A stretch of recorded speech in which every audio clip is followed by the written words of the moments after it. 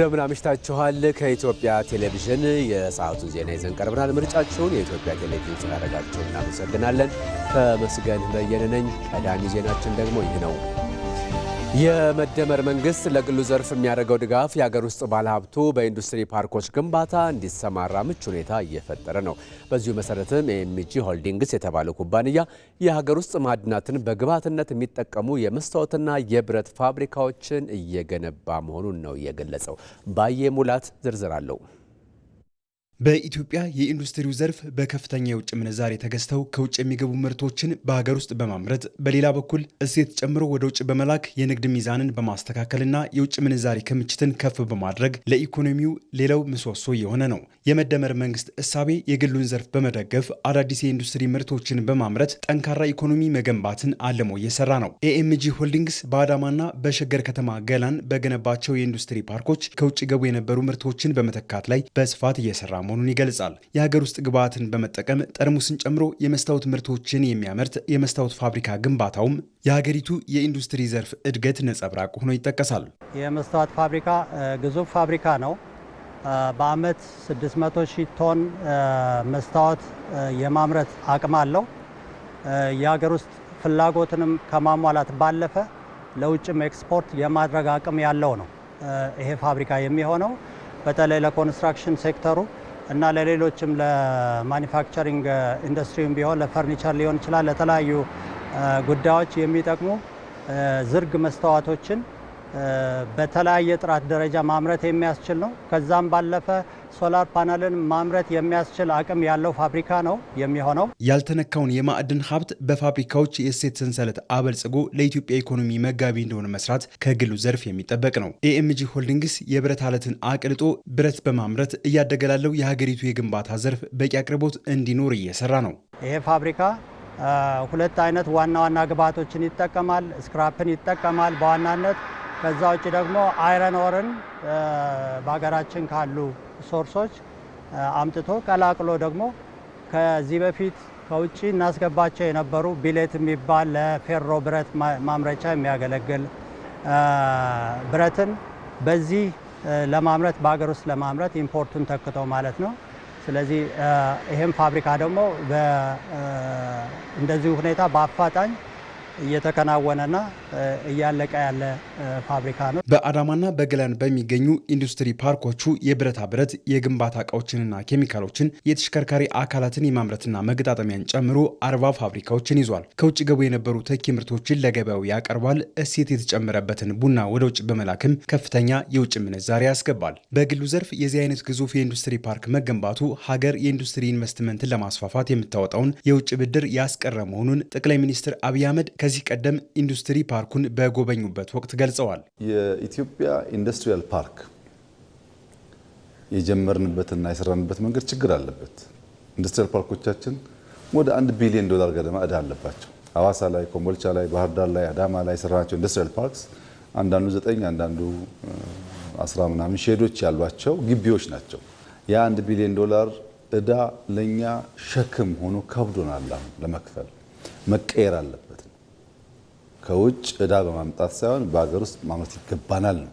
ኤምጂ የሚባለው ኩባንያ በአንድ ዓመት ከምናምን ሰርቶ ያሳየን የኢንዱስትሪያል ኮምፕሌክስ እኛ ከሰራናቸው ፓርኮች ምንም ነገር አያንስም። ለካ በሀገር ልጆች እንደዚህ አይነት ኮምፕሌክስ መስራት ስንችል ነው $1 ቢሊዮን ተበድረን ሀገር ላይ ጣጣ ያመጣ ነው የሚለውን ትምህርት የምንወስድበትም ስራ ነው። የኢትዮጵያ ታምርት ንቅናቄን ጨምሮ የመንግስት ትኩረት ለኢንዱስትሪው ዘርፍ እድገት ድርሻው የጎላ መሆኑን፣ ድጋፉ በዚሁ ከቀጠለ ኢንዱስትሪው የኢኮኖሚው መስፈንጠሪያ እንደሚሆን አቶ ሰለሞን ጌቱ ተናግረዋል።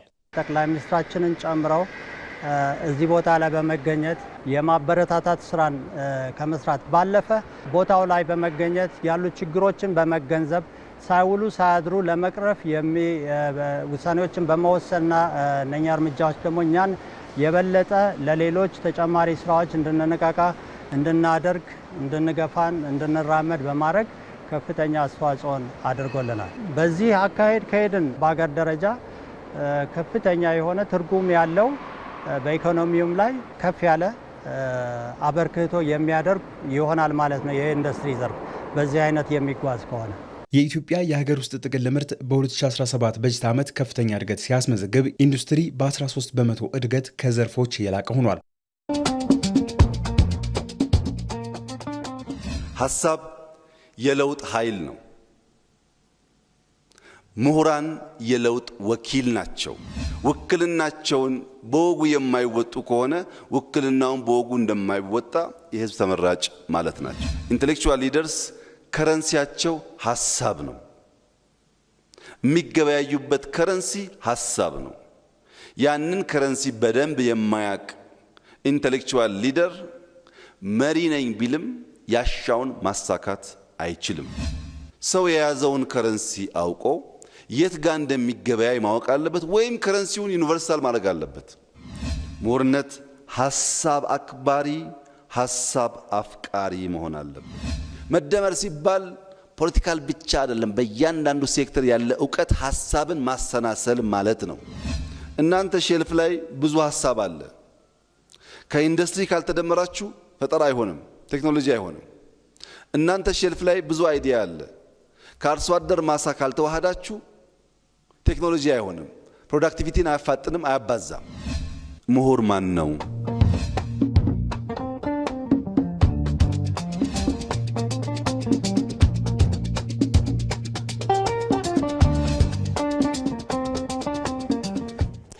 ክቡራን ተከታታዮቻችን ጠቅላይ ሚኒስትር አብይ አህመድ በአዲስ አበባ ዩኒቨርሲቲ 75ኛ ዓመት የምስረታ በዓል ላይ የምሁራን ሚና ለሀገር ብልጽግና በሚል ርዕስ ገለጻ አድርገዋል። የዚህኑ ገለጻ ክፍል 1 ይህንን ዜና እንደጨረስን የምናቀርብ ይሆናል። ተከታተሉ ዘንድ ከወዲሁ ለመጠቆም እንወዳለን። ዜናችን ይቀጥላል። የመደመር መንግስት ብልጽግናን ለማረጋገጥ የሚጋርዱ አጥሮችን ተሻግሮ እየሰራ ይገኛል። ከከፍታው ለመድረስ በምናብ አርቆ ማሰብ እንደሚገባም ነው የመደመር መንግስት የሚያምነው። አቤል ሙሉጌታ ዝርዝር አለው። በመደመር መንግስት ሐሳቤ የሀገርን ሁለንተናዊ እድገትና ብልጽግና ለማረጋገጥ በሚደረገውም ጉዞ የመንግስትና የግሉ ዘርፍ ጥምር ሚና ወሳኝ እንደሆነ ይታመናል። ለዚህም ነው መንግስትና ገበያውን አስተባብሮ በአጋርነት መስራት የተሻለው አማራጭ ሆኖም የተወሰደው። ይህንንም ጉዞ ዳር ለማድረስ መደመራዊ የመንግስት ሐሳቤ 3 ባህሪያትንም ለይቷል። የመጀመሪያው የምናብ ከፍታ ሲሆን፣ ሁለተኛው ደግሞ የማድረግ አቅም ነው። ሶስተኛው የመደመር መንግስት ባህሪ ደግሞ ተለማጭነትና ተላማጅነቱም ነው። እነዚህን ባህሪያት የተረዳ ና የተገነዘበ አመራር የሚያደርገውና መድረስ የሚፈልግበትን ከፍታ እንዲረዳ ብሎም እደርስበታለሁ ብሎ ላስቀመጠው ግቡ ጠንክሮ መስራት እንዲችልም አስቻይ ሁኔታ ይፈጥርለታል። ለውጥ የሚጀምረው ከምናብ ነው ብሎ የሚያስቀምጠው የመደመር መንግስት ሐሳቤ አሁን እንደ ሀገር ካሉ ኢኮኖሚያዊ፣ ፖለቲካዊና ማህበራዊ ውስብስብ ችግሮች ለመውጣት ከፍ ብሎ የማሰብ እንዲሁም ሁኔታውን በመረዳት ችግሮችን ወደ ድል መለወጥ ነው የምናብ ከፍታ። ምናባዊ እይታ በጊዜና በቦታ ያልተገደበ ተሻጋሪ ምልከታ ሊኖረን ይገባል። ጊዜ ሳይገድበን፣ ቦታ ሳይገድበን አርቀን አጥልቀን ማየት መቻል አለብን። 3 አጥሮች ተሻግረን ማየት ስንችል ነው ኢማጂኔሽን ውጤታማ የሚሆነው። አንደኛ የእውቀት አጥር፣ በእውቀት ውስንነት ሳንገደብ፣ የቦታ አጥር፣ የጊዜ አጥር ተሻግረን ማየት ስንችል ነገን አስበን ዛሬ ለመገንባት ያግዘናል። የጥልቀት ከፍታ፣ የማስተናሰል ከፍታ፣ ከችግር ባሻገር የመሆን ከፍታ ያስፈልጋል ማለት ነው። መልካም የሆኑ እቅዶችና ሐሳቢዎችን መላበስ በራሱ እንደ ሀገር የሚፈለገውን ብልጽግና ለማሳካት በቂ ያለመሆኑን ከግምት ውስጥ የሚያስቀምጠው የመደመር መንግስት ፍላጎት ብቻ ግብ አይሆንም። አስቦና አቅዶ የማድረግ አቅምን ማጎልበት እጅግ አስፈላጊና ግድም ያደርጋል። ከለውጥ በኋላ እየተፈጠሩ ያሉ የማድረግ አቅሞች ደግሞ ህዳሴን ከነችግሩና ፈተናው ተቀብሎ ማጠናቀቅም ተችሏል። ሌላው ተምሳሌት የሚሆነው የኮሪደር ልማት ስራ ነው። አዲስ አበባ ላይ ባጠረ ጊዜ ተግባራዊ ማድረግ የተቻለው የልማት ስራ ተጨባጭ አቅም ማሳያ ነው። አስቦና አቅዶ ወደ ተግባር መለወጥና ማሳካት ደግሞ የመደመር መንግስት አንዱ ባህሪ ነው። ለብልጽግና ለማደግ ለመለወጥ ፍላጎት አለ ወይ? ሁለተኛ ፍላጎት የወለደው አይዲያ አለ ወይ? አይዲያውን ከግለሰብ ወደ ማህበረሰብ፣ ከአንድ ሰው ወደ ተቋም የመለወጥ ኢንስቲቱሽናላይዝ የማድረግ ጅማሮና ስራዎች አሉ ወይ? ተቋም ኢምፕሊመንት ያደርጋል ወይ? ኢንትረስት፣ አይዲያ፣ ኢንስቲቱሽን፣ ኢምፕሊሜንቴሽን አራቱን አይ ሲሟላ ፍላጎትና አቅም ወደሚጨበጥ ነገር ይቀየራሉ ማለት ነው። አቅም የቱንም ያህል ቢገዝፍ ፍላጎት ከሌለበት ትርጉም የለውም። የመደመር መንግስት ዘላቂነቱን የሚያጸናው በተላማጅ ባህሪው መሆኑንም ያስቀምጣል። መንግስት ኋላ ቀር የሆነውን ኢኮኖሚ መዋቅር ነባራዊ ሁኔታውንም በመረዳት ወደ ዘመናዊ አምራችነት መለወጥ ግድ መሆኑንና የራሱ የሆነ የተላማጅነት እቅድና ሽግግር ያስፈልጋል ብሎም ያምናል። ይህንንም ለማከናወን ደግሞ ከባድ ውሳኔዎችን ማድረግም የግድ ይሆናል። ያለበለዚያ ግን እንደ ችንካር ካሉበት ውሎ እያደሩ ለውጥን በመናፈቅ ብቻ እንደሚቀርም ያስቀምጣል። ተስፋ ያለው ሰው፣ የሚሞክር ሰው፣ የሚተጋ ሰው፣ ነገን አርቆ የሚያይ ሰው የላቀ ውጤት ሊያመጣ ይቻለዋል። ያ ደግሞ እንዲሆን ተላማጅነትና ተለማጭነት ያስፈልጋል። አዳፕታቢሊቲ እና ፍሌክሲቢሊቲ ያስፈልጋል።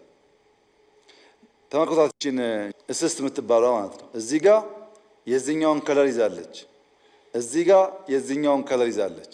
እዚህ ጋር ፕራግማቲክ ሆና አዳፕት ማድረጓ ጥሩ ቢሆንም አስፈላጊ በሚሆንበት ቦታ ደግሞ ፕሮግሬሲቭ ሆና መዝለል ይጠበቅባታል። በትንሽ ጃር ውስጥ በትንሽ ውሃ ውስጥ አሉ። ይሄኛው አሳ ግን ወሰነ፣ ከዚህ ዘሎ ለመግባት ሞከረ። ይሄ አይነት ሙከራ ግን ሪስክ አልባ፣ ውድቀት አልባ፣ ጩኸት አልባ መሆን አይችልም። ከተለመደው ልምምድ ባሻገር ስለሆነ ጩኸቶች ይኖራሉ። ያን ለመሻገር የፈቀደ መሆን አለበት። የመደመር መንግስት የሀገርን የብልጽግና ጉዞ ዳር ለማድረስ በሚያደርገው ትንቅንቅ አልቆ የማሰብ ምናባዊ ከፍታን በመያዝ ሀሳብን በፈጠራና በፍጥነት ወደ ተግባር የሚለውጥ የዳበረ የማድረግ አቅም ብሎም ነባራዊ ሁኔታውን ከግምት ያስገባ ተላማጅ ባህሪያትን መሪዎችና ዜጎች ሊላበሱም የግድም ይላል።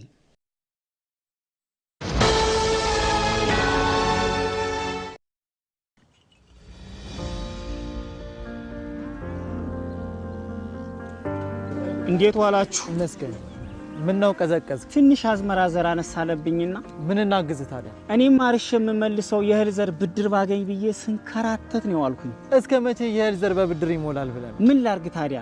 ምን መላ ይገኛል? መላውንማ ልንገርህ። እኔው ራሴ ማዳበሪያን ሰው መላ ሳፈላልግ የኢትዮጵያ ንግድ ባንክ ለአርሶ አደሩም ለአርብቶ አደሩም እፎይታ የሚሰጥ ብድር ማዘጋጀቱን አልሰማም መሰል? ይኸውልህ ለሰብል ምርት ብትል፣ ለመጋዘን፣ ለግብርና መሳሪያ፣ ለማዳበሪያ፣ ለወተት ተዋጽኦ ብትል፣ ለእንስሳት እርባታ የሚሆን አመቺ ብድር አመቻችቷል። ግን እንደው ለኔ የሚያበድሩኝ ይመስላል?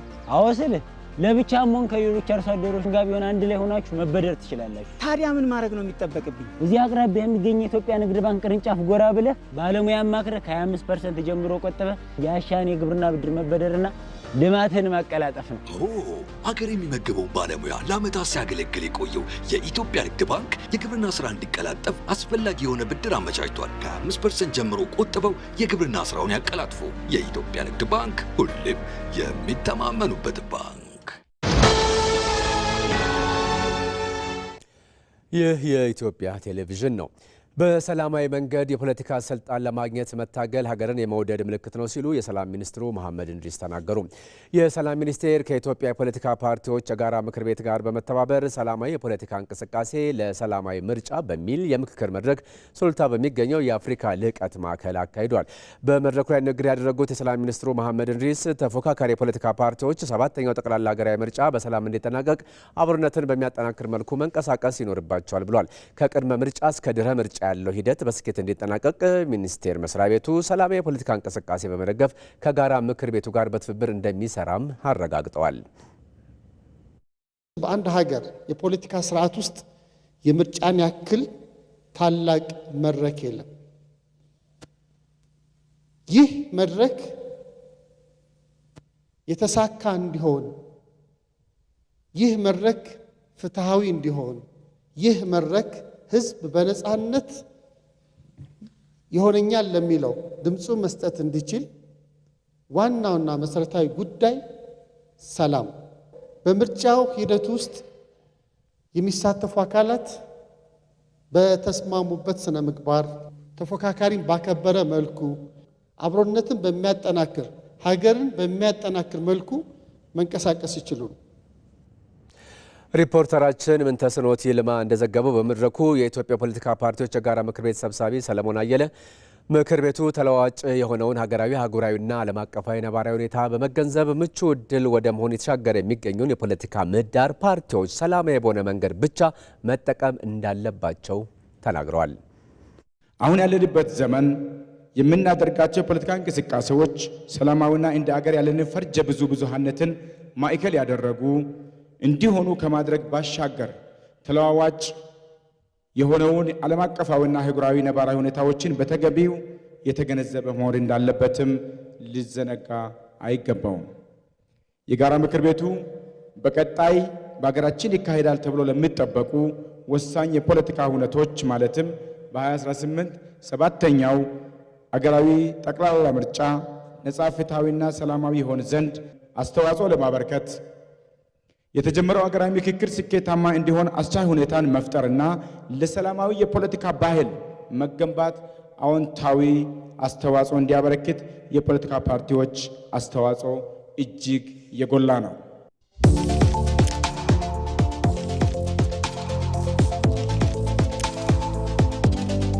ኢትዮጵያችን እንደ ሀገር ስትፈጠር ከዚህ ውሃ ጋር ነበረች። ከውሃው ጋር ነው የኖር ነው። ከባህር በር ጋር ነው የኖር ነው። እዚህ መድረክ ላይ አይደለም በዓለም መድረክ እንደ ጀስቲፊኬሽን አቅርበን የምናሸንፍበት ቁልፍ ጉዳይ ስለሆነ ሁሉም ኢትዮጵያዊ ይሄ እውነታችን ነው፣ ይሄ እውነት ሐቃችን ነው፣ ይሄ እውነት ልንነጠቅ የሚገባ እውነት አይደለም የሚለውን ሁሉም ሰው መያዝ አለበት። ከባህር የተነጠልነው በታሪካዊ ጠላቶቻችን ሴራና ደባ ምክንያት እንደሆነ በደንብ መረዳት አለብን። የባህር በራችን ጉዳይ የህልውና ጉዳይ ነው ስንል እውነት ነው። ህልውና ነው ሲባል ብሔራዊ አጀንዳ ነው፣ ሰርቫይቫል ነው ስንል ቤታችን ነው የሚገባው። የአርሶ አደሩ ቤት ይገባል፣ የነጋዴው ቤት ይገባል፣ የወጣቱ ቤት ይገባል፣ የተማሪ ቤት ይገባል። ጨከን ብለን ሰብሰብ ብለን ብሔራዊ አጀንዳ ነው ብለን እንሻገረዋለን ብለን እናገኘዋለን ብለን ነገ ቀን ይወጣልናል ብለን ይለወጣል ይሄ ጉዳይ ብለን በተለይ ዓለም ከኛ ጋር ቆሟል የሚለውን ሰንቀን ይሄን ነገር እጃችን ላይ ማስገባት አለብን።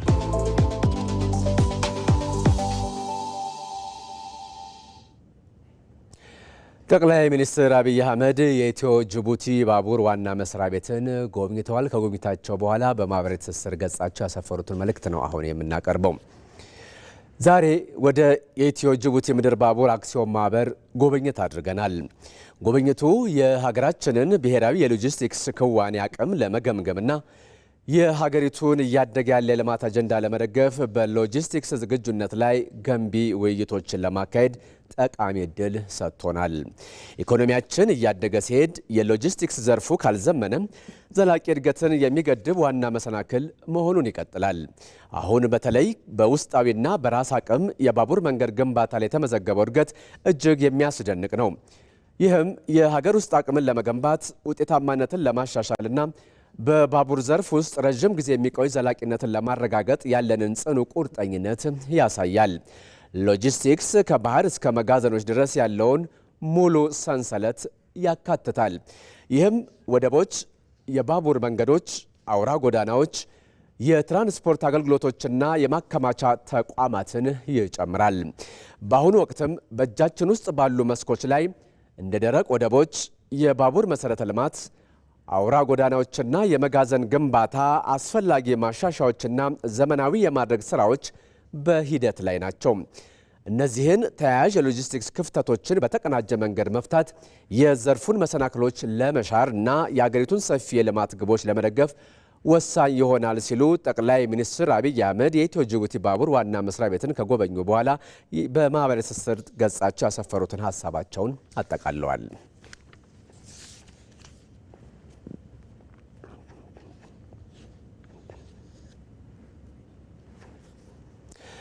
በሶማሌ ክልል በዘንድሮ ዓመት ከ3 ሚሊዮን በላይ ለሚሆኑ ዜጎች የፋይዳ መታወቂያ ባለቤት ለማድረግ የተሰራ ስለመሆኑ ተገለጸ። ሁለተኛው ዙር የ5 ኪሎ ሜትር ፋይዳ ለኢትዮጵያ ሩጫ በጅግጅጋ ተካሂዷል። ሩጫውን የሶማሌ ክልል ምክትል ርዕሰ መስተዳድር ኢብራሂም ኡስማን፣ የብሔራዊ መታወቂያ ፕሮግራም ዋና አስተባባሪ ዮዳሄ አርያ ስላሴ እንደዚሁም አትሌት ኮማንደር ደራርቱ ቱሉ አስጀምረውታል። አትሌቶችና በሺዎች የሚቆጠሩ የአካባቢው ነዋሪዎች በተሳተፉበት በዚሁ የሩጫ ውድድር ላይ ንግግር ያደረጉት የሶማሌ ክልል ምክትል ርዕሰ መስተዳድር ኢብራሂም ኡስማን በክልሉ በሁሉም ዞኖችና ከተማ አስተዳደሮች የፋይዳ መታወቂያ በስፋት እየተሰጠ እንደሚገኝ ተናግረዋል። ዘንድሮ ለ3 ሚሊዮን ዜጎች የፋይዳ መታወቂያ ለመስጠት ታቅዶ እየተሰራ ስለመሆኑም ምክትል ርዕሰ መስተዳድሩ ተናግረዋል። የፋይዳ መታወቂያ በሀገር ደረጃ መታወቅ ከተጀመረ ጀምሮ ብዙ የህብረተሰባችን ክፍል መታወቂያውን በመውሰድ ላይ ይገኛሉ። በክልል ደረጃ ወደ 3 ሚሊዮን ነው ዘንድሮ ያቀድነው። እስካሁን ግን ባለን አፈጻጸም ወደ 700 ሺህ አካባቢ የሚሆን የህብረተሰብ ክፍል መታወቂያውን ወስደዋል። ግን በሁሉም የክልላችን አካባቢዎች ይሄ መታወቂያ ፋይዳው በጣም ከፍ ያለ ስለሆነ ሁላችንም መታወቂያውን ለመውሰድ የምናደርገውን ጥረት የበለጠ ማጠናከር ይኖርብናል። የዘገበው ሪፖርተራችን ቴዎድሮስ ታደሰ ነው። በአማራ ክልል ህዝባዊና ሃይማኖታዊ በዓላትን በድምቀት ለማክበር በቂ ዝግጅት መደረጉን የክልሉ ባህልና ቱሪዝም ስፖርት ቢሮ አስታወቀ። የቢሮ ኃላፊ መልካሙ ጸጋዬ ለኢቲቪ በሰጡት መግለጫ ክልሉ የበርካታ ተፈጥሯዊ ሰው ሰራሽ ቅርሶችና የብዝሃ ጠቃሚ የባህል እሴቶች ባለቤት መሆኑን ጠቅሰው በክልሉ ከታህሳስ መጨረሻ ጀምሮ እስከ ጥር መጨረሻ ድረስ በርካታ ህዝባዊና ሃይማኖታዊ በዓላት በድምቀት ለማክበር በቂ ዝግጅት መደረጉን ተናግረዋል። ከታህሳስ መጨረሻ ጀምረን አንደኛው የገና በዓል በላሊበላ በድምቀት የሚከበር በዓል ነው። በርካታ ቱሪስቶች እንዲሁ ከተለያዩ የሀገራችን አካባቢዎች እንዲሁም ከተለያዩ የዓለም ክፍሎች የሚመጡ ትውልደ ኢትዮጵያውያን፣ የውጭ ሀገር ዜጎች በስፋት ተገኝተው የሚያከብሩት በዓል ነው።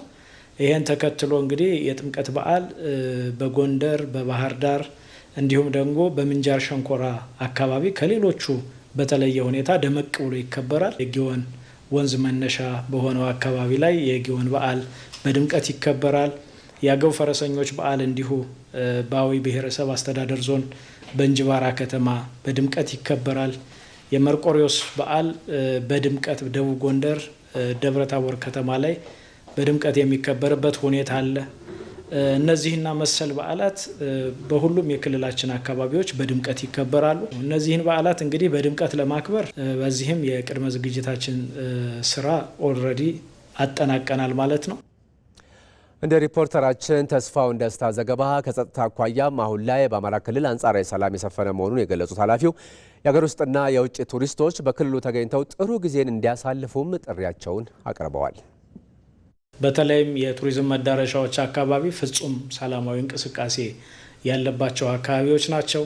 ስለዚህ በሀገር ውስጥም በውጭ ሀገርም ያላችሁ ትውልደ ኢትዮጵያውያን እንዲሁም ሌሎች የውጭ ሀገር ዜጎች ኖ በዓላቱን በድምቀት አብረን በጋራ እናክብር። አሁን ባለንበት ሁኔታ ህዝባችን ቱሪስቶቹን ለመቀበል ዝግጅቱን አጠናቆ እየጠበቀ ያለበት ሁኔታ ነው ያለው። የአማራ ክልል ህዝቦች እንግዳ የመቀበል የኖረ ባህላዊ እሴት አላቸው። ይህን እሴታቸውን ጠብቀው እንግዲህ እንግዶችን በእንክብካቤ ለመቀበል በዝግጅት ላይ ነው የምንገኘው። አሁንም እንግዶች በስፋት እየገቡ ነው የሚገኘው። በተለይም ላሊበላ አካባቢ በተለያዩ የትራንስፖርት አማራጮች በርካታ ቱሪስቶች እየመጡ ነው። ክቡራን ተከታታዮቻችን ጠቅላይ ሚኒስትር አብይ አህመድ በአዲስ አበባ ዩኒቨርሲቲ 75ኛ ዓመት የምስረታ በዓል ላይ ተገኝተው የምሁራን ሚና ለሀገር ብልጽግና በሚል ርዕስ ገለጻ አድርገዋል። የዚሁኑ ገለጻ ክፍል 1 ከጥቂት ደቂቃዎች በኋላ የምናቀርብ ስለሆነ እንድትከታተሉ ከወዲሁ ለማስታወስ እንወዳለን። የሰዓቱን ዜና በዚሁ አበቃን። ምርጫቸውን የኢትዮጵያ ቴሌቪዥን ስላደረጋችሁ እናመሰግናለን። ተመስገን በየነ ነኝ። ሰላም